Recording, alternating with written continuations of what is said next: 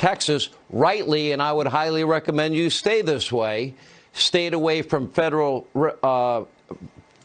bureaucracy as it relates to your power grid, and I would advise strongly you continue to stay that way. That's not what the problem really was, is it? Well, that's exactly right. Chuck Schumer there was engaged in all politics and not focused on facts or reality.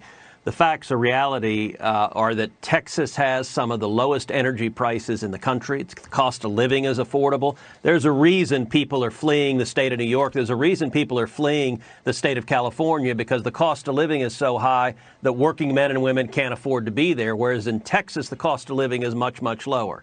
Now, we just came off of a very difficult week where the grid failed 4 million Texans. And so we need to have a serious examination about why that was, why the grid came short. But one of the major elements of that is actually the policy that Schumer is pushing for the whole country, which is the Green New Deal. You look at Texas right now, about 25% of our electricity capacity is wind. And yet, in the middle of this storm, that capacity dropped all the way down to 2%. You want to talk about reliability.